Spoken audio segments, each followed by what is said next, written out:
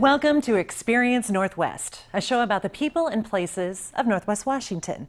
Well, we decided with a new show should come a whole new look, but we couldn't really do that ourselves. I mean, have you ever seen a camera guy paint? We needed an artist, someone who could beautifully capture the images of the Northwest. Well, if you've been downtown Bellingham or anywhere in Fairhaven, you've seen his work. He's a native of Bellingham and has recently won the Bellingham Mayor's Arts Award. He's Ben Mann, and he joins us in our revamped studio today. Hi, Ben. Hello, Deb. Welcome. Thank you. I should say welcome back. Yeah. You've spent quite a bit of time in here. Quite a bit of time here, yeah. My second home. Yeah, tell us about the mural. Tell us about your inspiration for this. Well, it was so...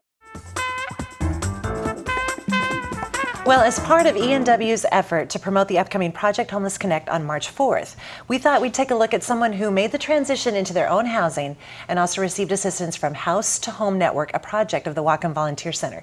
With us today are Davey Alvarez, a House to Home recipient, and Rebecca Rayner from the Whatcom Volunteer Center. Davey, tell us a little bit about your story. Well, I became homeless because I lived in Tacoma and my son lived out here in Bellingham. He was in foster care. And getting back and forth was really hard, and I just wanted to be near my son, so I made the decision to move up here, knowing I would have nowhere to stay. So I stood at the mission, and it took me a year. Took you a year to realize, to make the next step? Yeah. What happened No, then? it was just a process. I couldn't find work. And that was basically the main hurdle, finding work. And then it got to a point where physically I wasn't able to find work. So I got on Social Security and kept trying, filling out applications for Bellingham Public Housing, and with the help of the Opportunity Council, they put me in a transitional home until I found a place, and finally we found a place. So you find a place to live, which is great, your own place, but then you're stuck with furnishing it, right? Yeah. So talk about that with the house to home process. Well, the whole time that I was in transitional housing, this young lady here, Rebecca, she constantly called, frequently called, and, "Are you got an apartment yet, Davey? Did you get your apartment?" And, I said no. But when I finally got it, it was like a day later, and I had everything I needed. Everything like? Everything. I had a sofa, dining room set, beds for my son and I, dressers, even a TV, How did you feel? I felt great, and then she actually got her hands dirty. She was lugging stuff up and down the stairs too. So I'm like, this lady's just awesome, Well, let's talk to that awesome lady, Rebecca. House to Home Network, how does it work?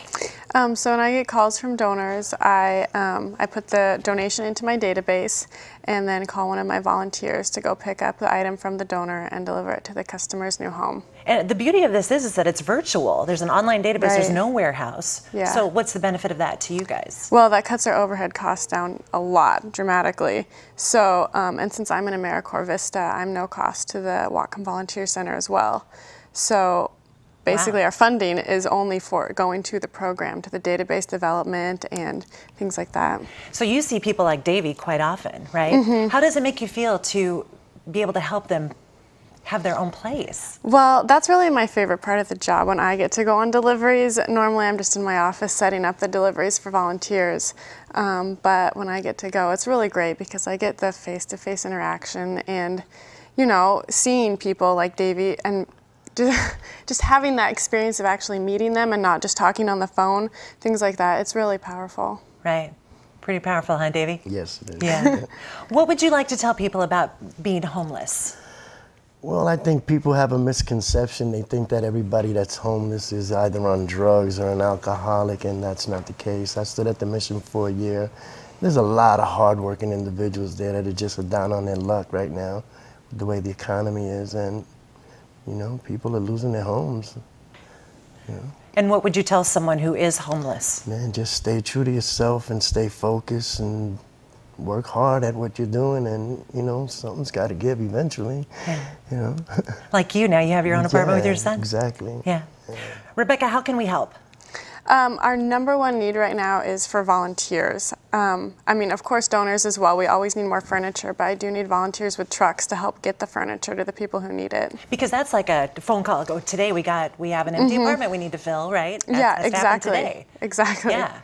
Wow, okay, so and your website has more information? Right, whatcomvolunteer.org. whatcomvolunteer.org. Well, thanks so much, Davey, for coming in and telling your story. I appreciate it. And Rebecca, thank you for doing what you do every day at House to Home Network, part of the Whatcom Volunteer Center. And don't forget, Project Homeless Connect is March 4th here in Whatcom County. And for more information, you can always go to kvos.com.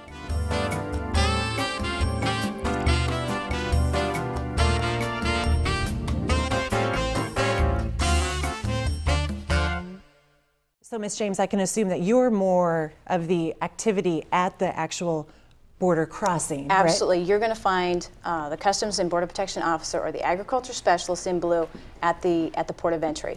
And then you guys, the green guys, take care of all the area in between that, Correct. Yeah. In between where the normal public crosses the border legally going from Canada to the U.S. or the U.S. to Canada. Once again, out on the water, in the water environment, we have Customs and Border Protection Marine officers who are out in boats and they're patrolling around in tan uniforms. Okay, all right. And this is all under the Customs and Border Protection, which is all under the other umbrella. Correct, the Department of Homeland Security. Homeland Security. All right. Well, now, of course, the Olympics are coming up in a matter of months here. What is being done to get ready for this influx of visitors? For the last couple of years, we have had a tremendous amount of preparation for this, and we will continue all the way up until the actual event. So we can share that information of what will be happening on their side. A lot of activity at the actual border crossings, but Chief Bates, you guys are also getting ready for the Olympics as well, correct? Correct. Yeah. We're looking at it from our angle, which is any kind of threat that might be approaching us in between the ports of entry. So there is a growing concern that the experience at the border is taking a little longer than it has been. Ms. James, can you talk about that a little bit? Maybe you can give us some pointers on how to expedite our experience at the border. Absolutely. We all know that we are undergoing construction at Peace Arch. It is a huge project and a project that we have to get done. Currently, what is the rule? Because there's a lot of people, I can't go up to Canada because I don't have a passport. Is that the case? You can go up, when June 2009 hits, you will be required to have either the passport, an enhanced driver's license, be a participant in our Trusted Traveler program. Thanks so much for being here. Chief Bates from the Border Patrol and Ms. James from Field Operations, all from Customs and Border Protection. We're lucky to have you guys. Thank you so much. Thank you. Remember, you can always experience more at kvos.com. Well, you've written this book, Obama, Taxes, and You. Right. Now, this is an unbiased look at what our choices are and how it's going to affect us. Now, you say it's unbiased, but I have to ask you about the title. Why is McCain not in the title? Yeah, people ask me that, but the reason is that in the New York Times, if you look at the top 10 best-selling books, they all have two of them have Obama's name, none of them have McCain's name. Okay, so remember when I don't care who you are, when you're out selling a book, the whole objective is to sell the book. Right. Okay, and if his name sells books, then we're going to use his name.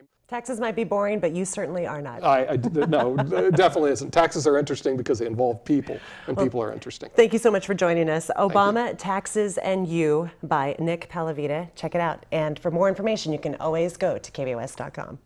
Well, the economy is something that's on everyone's mind lately. Well, with us are a couple of smart guys to hopefully explain all of this for us.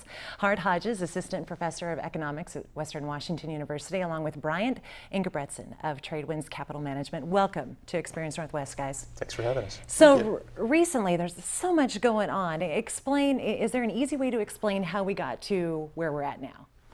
A real easy way? Yeah, probably not. I don't think so. No, there's a lot of different threads. President Clinton gave Fannie Mae a broader mandate to make housing more affordable for low-income people. Okay, now I'm going to stop you there because Fannie Mae, who's Fannie Mae? Great question. There's basically two organizations. There's Fannie Mae, Freddie Mac. What are you guys doing differently during this time? Very little. Really? Very, very little. You trust the system to rebound from this? Well, it's a mixture of a lot of the fundamentals, a lot of the underlying numbers that we look at on a regular basis really haven't changed that much. Really? There's a trust issue that's at play, and people needing to have a system that works, needing a credit market that's liquid enough to work. So I have some concerns, but in terms of what can I do, I don't see cause to change a lot of what I do, and where I have both of my dollars invested. Yeah. And Bryant, are you doing anything differently? I've been doing this for 15 years. In the last 15 years, I sat down and I counted the other day. I've been through 5 of these crises.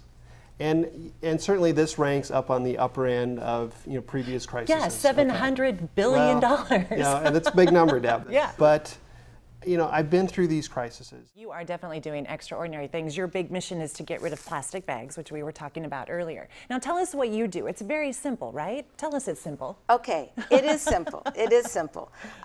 So about 12 years ago, I started, using my cloth bags.